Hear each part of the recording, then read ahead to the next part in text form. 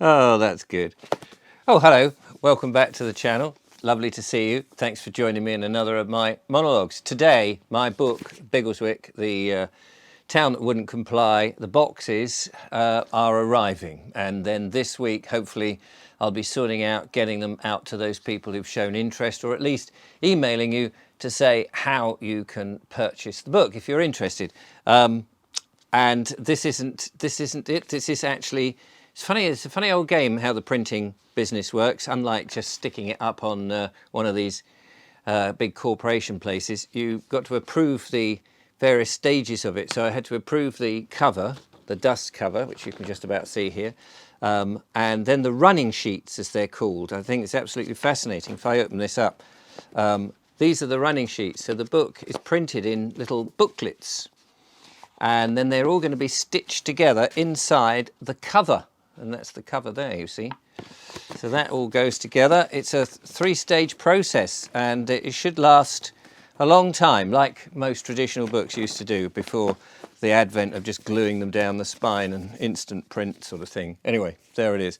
Let you know about that in a moment. And also, just to say, if you're interested in purchasing a book, I'm going to be in Burgess Hill tomorrow at the Cypress Hall from about 8 o'clock, I think it is, at an event. You're very welcome to come along if you happen to be in the area. The information is on the screen, and I'll leave a link in the description. Now, on to the main subject of today. It's funny, isn't it? More and more we're being told, you need permission to do this. Have you asked permission? Have you got the right to do such and such? Whatever it might be, you know, so many things now. You can't just do that, you know. You've got to get permission from someone. Somebody else has got to be able to tell you and give you either a certificate or a piece of paper or some thumbs up that you're allowed to do something.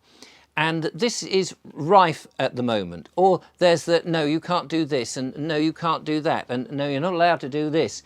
And we get this, don't we, from when we go to school. We take line here, put your hand up if, yes sir, no sir. This name, the legal fiction name, is, you know, attributed to us, and we accept it by rote because we keep saying, oh yes, yes sir, that's me sir, 3 bags full sir.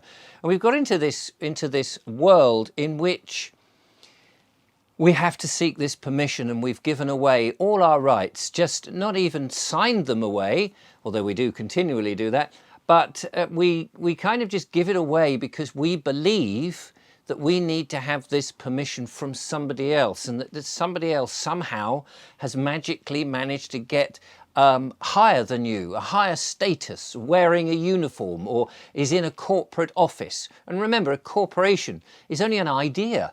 It's not a real thing. There's no real corporate thing. If you go to court, if say Tesco's wants to take you to court for whatever reason, Mr. Tesco does not exist.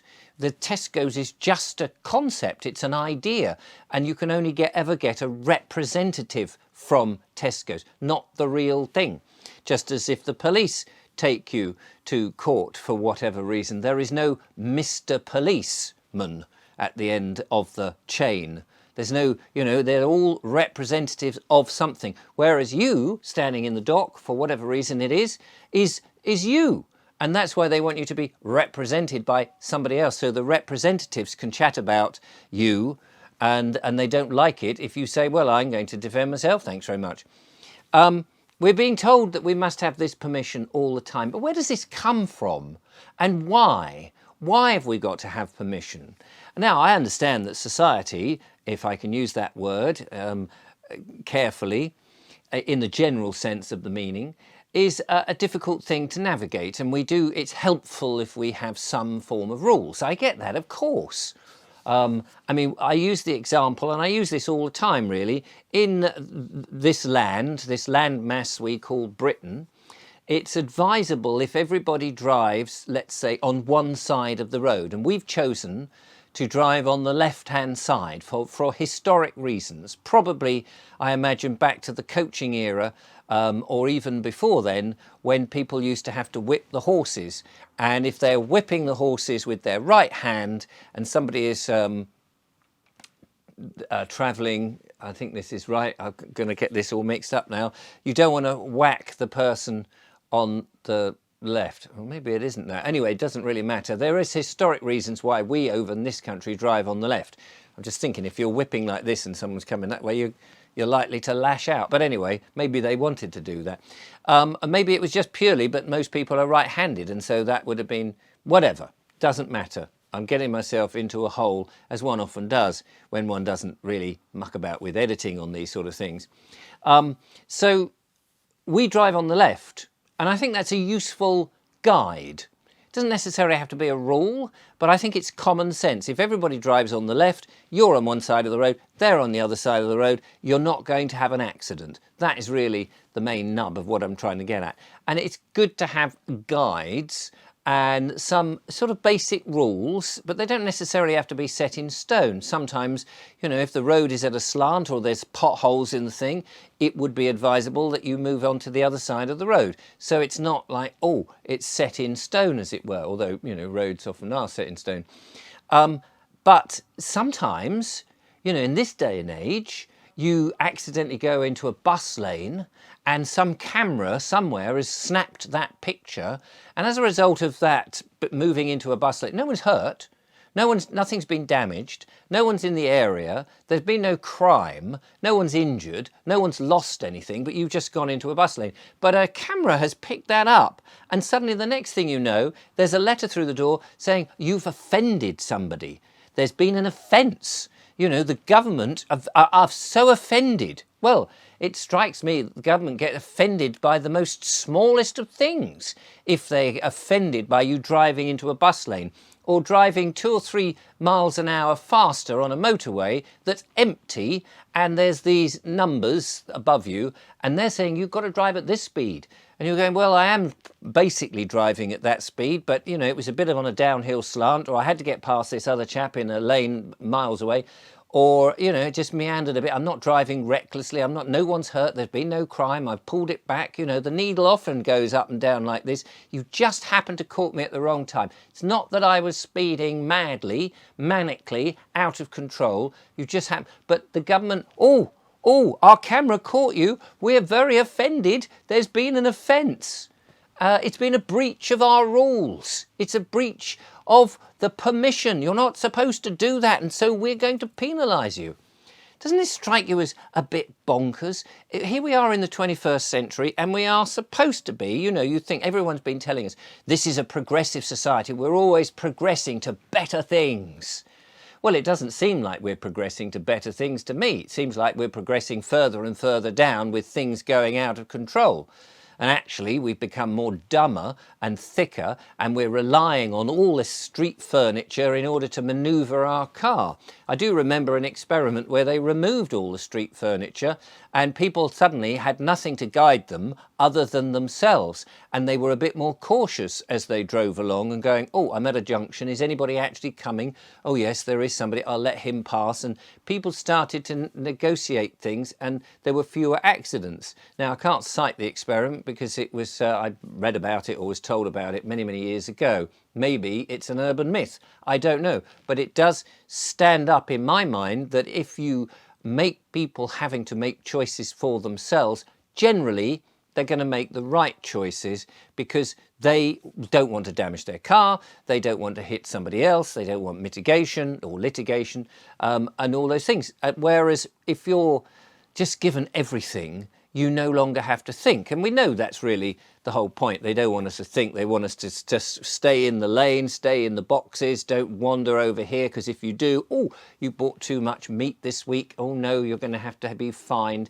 You've made too many comments on a social media platform. You can't have that. You know, you've got to keep you down. This is a bizarre world that we're living in, is it not? And this permission, let's get back to that. Where is this idea? I mean, you go back hundreds of years to us before we decided we were a progressive society, before we decided that we needed big chiefs looking after us and telling us what to do. Before that, perhaps when we were hunter-gatherers, perhaps when we were just basically settling down as Neolithic farmers, Were we quite as unfree then as we were? Were you able just to sort of go, do you know what, I'm going to go on the land. I don't need permission just to dig a hole and fill it with water. I don't need permission to put up a polytunnel. They probably didn't have polytunnels back in the Neolithic days, but you know what I'm saying. They didn't need permission to put up a roundhouse. Why all of a sudden do we need this level of control when we're not hurting anybody, we're not harming anybody, and we're not doing bad things? Yes, there are always going to be bad eggs. There are always going to be people who take abuse.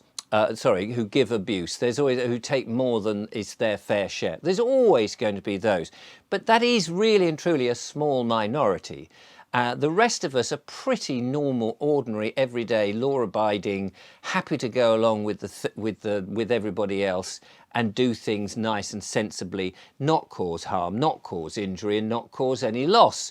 We generally could get on. Basically, if the government disappeared tomorrow, I think we'd actually survive it pretty well. So why have we got all this level of permission, and why do we put up with it? Why do we just go, oh, well, we better acquiesce and all the rest of it? Surely now is a time in which, with digital ID coming down, with the 5G that nobody seems to, who's actually asked to have and pleaded with the councils, please put a 5G in, please put 5G in right next to an old age people's house, or right next to a school, or right in front of my house. Please, please radiate my brains with all that technology that's not really been tested long enough to see whether then there's any damage. Please, who's asked for that? Why are we seeking permission all the time? It seems to me that this is an artificial situation, and that actually the Earth, this wonderful planet or plane or illusion, whatever it is, has been given to all of us, not to a select few who decide, well, I think we'll be in charge, thank you very much, and we'll tell you what you've got to do, and we'll say you can only stand there and you can't stand there. We'll tell you that you can't put a wooden construction over here. We'll tell you that while you obviously have a biological function and you need to expel a liquid, perhaps several times a day if you drink too much water, or a solid, we'll tell you that while that's okay to do that in public in a field or wherever, but if you wanted to build a shed to do it in private, in other words, to have a wee in private or a number 2 in private, you need to get permission first. I mean, this is so absurd, these sort of rules and regulations. Why are we acquiescing to it? And I would argue that actually we don't need to acquiesce to it, only if you stay in their jurisdiction. That if you're in their jurisdiction and you sign up to the electoral roll and you say, I want to be a citizen and be part of your system, then they're all the rules for you. To me, if you were given the choice now, if you said, well, would you like to be in our system? These are the benefits. You can go to the national, you can have the the National Health, public enemy number 1, and you can have a whole load of chemicals shoved down you and needles stuck into you. There's that option. You can have a bank account that we can have a nose in anytime you like, whenever we want, we'll have a nose in. And by the way, you can't get your money out if you want it, if you want it in cash. And if you're buying any property, we're going to see if there's any money laundering going on. You can have all that. We're going to make sure that you have a digital ID, so anything that you do, whether it's anything online that you do, we're going to keep a nosy on all those sort of things. Everything, your utilities, you've got this, and if you live in a house in a town, then the council is going to act mafiosi-like. Hey, you pay us or we bring the boys around and we smash your face. Take us some of your property. Well, actually, they often say we're coming for your goods, which is a commercial term because most people don't have goods in their houses. They have belongings. So you could say, would you like to join that club? Well, we all do, don't we? People do. They all say, yeah, yeah, and they sign up for the electoral roll and then they become, citizens, and then that's all the rules. And by the way, here is a massive load of books not my books particularly, but the books that lawyers have behind them, with all the myriad of rules and regulations that you could possibly think of that you're supposed to know so that you don't break them, because you might offend the government. Oh, I'm so offended. Oh, blimey. Oh, gosh, I'm so offended. Better charge him some money. Or the other option is you don't join that jurisdiction. You join the jurisdiction that is, I suppose, our God-given right. That the creator of this amazing place, who said in his in the book they call the Bible, you know, this is it. We give you dominion of the planet. You're here. You're here. Enjoy it. Have fun. You don't need permission. The only permission you get is from the great Almighty. Well, I know which one I want to choose. Certainly not the man-made one with egos and all that sort of stuff. I've never really had any problem with God. He doesn't seem to come down and just sit down on the sofa and give me a lecture about things. He doesn't come knocking on the door saying, I'm a bailiff, I've come to collect money. He seems to have managed to create this wonderful earth and make nature work and all of those things and given you dominion in his book. That's good enough for me, I tell you. That's the kind of jurisdiction that I want to be in. And this other one with all the complications, all the permission, all the asking, all the begging, all the petitions, all that sort of rubbish, where you're feeling all the time under the thumb, no thank you. Thank you for watching. Till next time, goodbye.